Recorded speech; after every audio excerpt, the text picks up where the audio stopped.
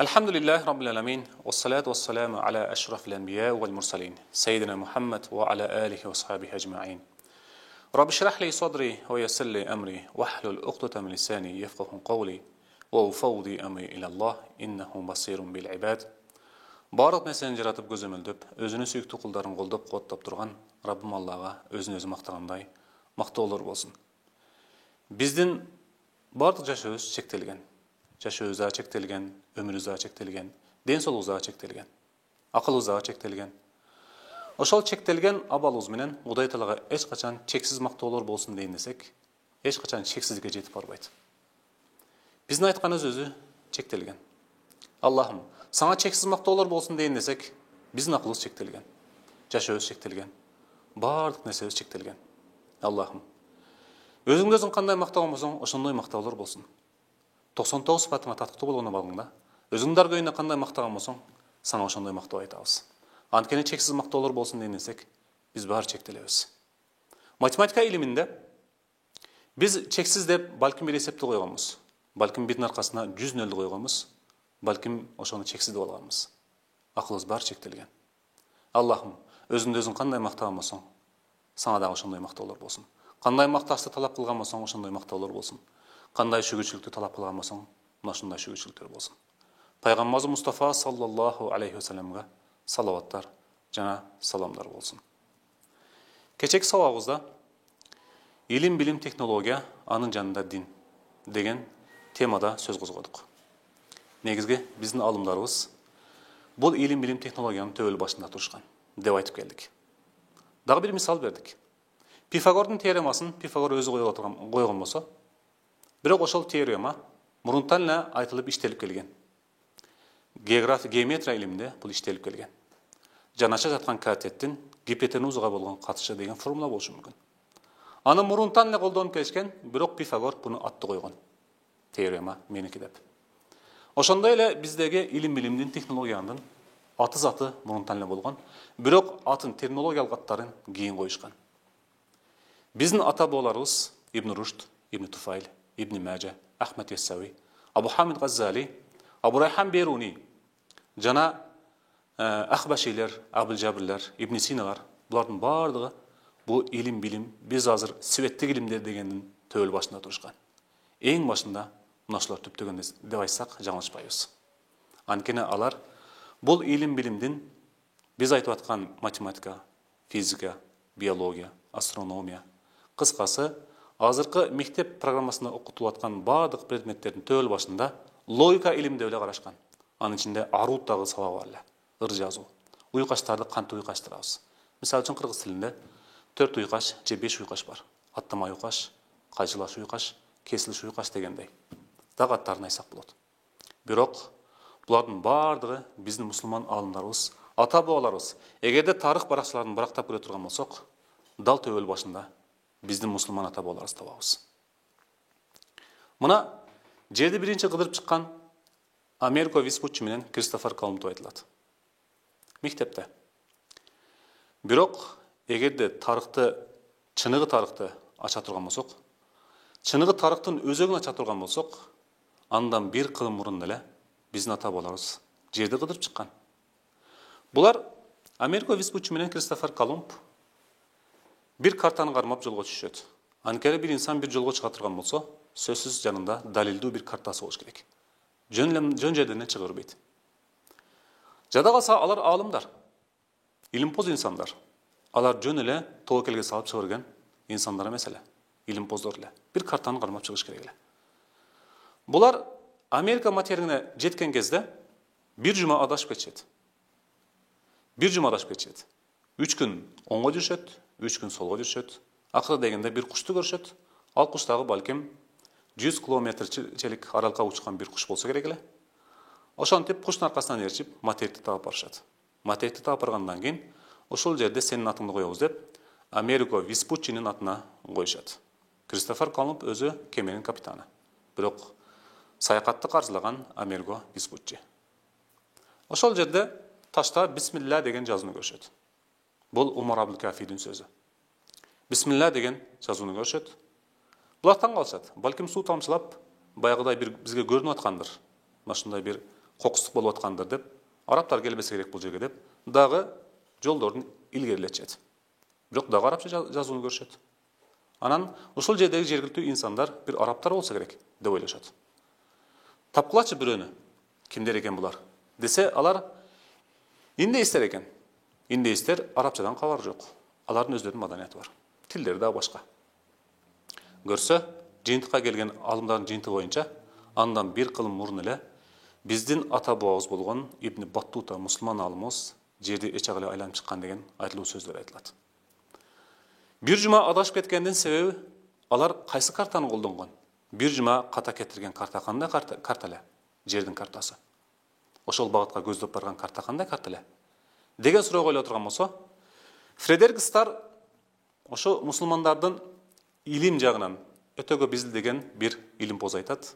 Алар Абу Райхан Берунидин картасын кармап чыгышкан. Анткени Абу Райхан Беруни жердин графигин түзүп, жердин градусун түзүп, ошентип карта түзгөн деген карталар дагы бар. Ал карта эмне үчүн бир жума адаштырды десе, анткени Абу Райхан Беруни салдырган обсерватория салдыргандан кийин 5 см же андан бир аз азыраак жердин астына чөгөт. Чөккөндөн кийин баягы бир жумалык ката кетирүү картасын түзүп чыгат. Ошону кармаган бойдон Америка Веспуччи менен Кристофер Колумб ал Америка материгине жол алышат эле. Алар жеттик деген жеринен бирок жетпей кайра эле деңизди көрүшөт.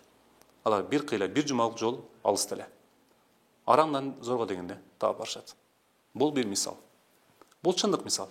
Бул бир чала окуган инсандын сөзү эмес. Бул Фредерик Стар азыр китебин карай турган болсок, Жоготулган агартуу деген китеби бар. Буну дагы Алмаз Бешналиев которуп чыккан. Бул негизи түпкү нускасы англисче, анан орусча, анан кыргызча дагы которулду.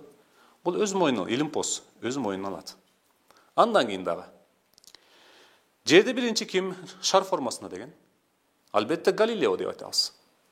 Эгерде Галилеонун тарыхын карай турган болсок, ал балким 16-кылымда, 14-кылымда жашаган бир илимпоз. Бирок жердин шар формасы деп айткан биринчи биздин алымыбыз, мусулман алымыбыз Абу Райхан Беруни болгон. Андан да балким пайгамбарыбыз айткандыр. Анткени пайгамбарыбыз жерден Мираж кечесине көтөрүлгөн кезде жердин шар формасында экенин көргөн эмес беле? Сахабалар муну байкаган эмес беле? Анткени бул илимдин төбөл башында сахабалар турган. Андан кийин келген коом поколения буну өркүндөтүшкөн. Мындай мисалдар көп. Медицина илимин биринчи Европада өнүккөн деген адам албетте ката кетет. Анткени медицина илими биздин Орто Азияда пайда болгон, түптөлгөн. Негизи бунун төбөл башында пайгамбар турат. Пайгамбарыбыздан кийин анын жашоосун үйрөнгөндөн кийин Ибн Синалар буну дагы өркүндөтүп чыгышкан. Ибн Сина өзү 6-7 жашында Аллах Таала тарабынан берилген илхам аркылуу инсандарды дарылайт эле. Бир күн бир инсандын жамбас сөөгү чыгып кетип Ибн Синага келет. Ал досу менен кошо келет. Жанагы дос айтат: "Эй, Али, муну досумдун жамбас сөөгү чыгып кетти. Ошону салып берчи. Кандай салабыз, билбей жатабыз." Десе, Ибн Сина айтат: "Мага 3 күн суу ичпеген уйду алып келгиле" дейт. Жанагы экөө таң калат. 3 күн суу ичпеген уйду эмне кыласың? Десе, "Алып келесиңерби, алып келбейсиңерби? Алып келсеңер салып берем, алып келбесеңер жок" дейт. Анан жанагы экөө 3 күн суу ичпеген уйду бир чөлдөн таап келишет. Уй бир күндө канча суу ичиши мүмкүн? Балким 60 литр, балким 70 литр. 3 күн суу ичпеген болсо 200 литрге жакын суу ичет. Баягы ичи арбайып келген бир уйга ошо жамбас сөөгү чыгып кеткен баланы же болбосо инсанды отургузушат. Ибн Сина мына ошентип айтат. Буну уйдун үстүнө мингизги дейт. Жанагы досуна айтат. Бул уйга суу бергенем дейт. Суу берген кезде жанагы уйдун ичи улам чоңоюп, баягы жамбас сөөгү өзүнүн томуна түшөт деп айтылат. Карасаңыздар, эгерде 6 жашар, 7 жашар бала анын жамбас сөөгүн тартып түшүргөндө күчү дагы жетмек эмес, жанагы оорунун ушунчалык катуулугунан ал дагы баш бермек эмес. Бирок Аллах Таала тарабынан илхам аркылуу берилген илимди карасаңыздар, бул 6-7 жаштагы бала. 6-7 жаштагы бала медицина илимине эми кадам баскан бир илимпоз инсан эле. Бул биздин Ибн Сина. Ибн Синанын шакирттеринен болгон Kээ бир insanlar Европага барып, балким ошол жерде өнүктүргөндүр. Эгерде тарыхтан же болбосо биз колубуздан түшүрбөгөн телефондон, Google'дан карай турган болсок, Ибн Синанын ошол жасап кеткен операция дейбизби, же болбосо жаррах илимине тиешелүү болгон аспаптардын бардыгы азыркы заманга чейин колдонуп келет. Эгерде карасаңыздар, бардык тарыхтарды, булактарды актарып, барактап карасаңыздар, биздин ата бабаларыбыз илимдин төбөл башында, чокусунда турушкан. Бирок эмне үчүн биз ушундай кайдыгер болдук? Илим билимден эмне үчүн артта калдык? Технологиядан эмне үчүн артта калдык? Биз айта беришибиз мүмкүн. Европага же болбосо батышка карап туруп, же болбосо башка мусулман эмес калк элге карап туруп, агрессивдүү сөздөрдү айта беришибиз мүмкүн. Бирок биз моторду биз ойлоп тапкан жокпуз. Форд Хенриге окшоп. Же болбосо биз Microsoft ойлоп тапкан жокпуз. Билл Гейтске окшоп. Аны өнүктүргөн жокпуз. Стив Балмерге окшоп. Же iPhone ойлоп тапкан жокпуз. Стив Джобске окшоп. Көптөгөн алымдар чыккан булардан. Бирок кайсынын негизинде? Алар түп нускасы мусулмандар колгон илимдерди өздөрүнүн китептерине которуп келип туруп, мына ушунун негизинде өздөрүнүн акылдарын өрчүткөн жана өнүккөн. Эгерде биз дагы асылдуубузга кайта турган болсок, азыр глобалдашуу заманында инсандарга үлгү болуу стандарты өзгөргөн. Илимдүү бол, технологияны өтө сонун бил, цивилизациядан кабарың болсун, коомдук өнүгүүдөн кабар болсун. Мына ошондо гана биз чыныгы толук мусулман болобуз. Мейли, намазыбыз менен эч кимди таң калтырбайт экенбиз. Орозобуз менен эч кимди таң калтырбайт экенбиз. Бирок анын ажырагыс бир бүтүндүгү болгон инсан, бир толук инсан болуш керек эле го. Илим билимден, технологиядан, дүйнөдөн кабар болуш керек эле го. Мына ошондо толук инсан болуш керек эле. Намазга жаныбыз садака кетсин. Орозого жаныбыз садака кетсин.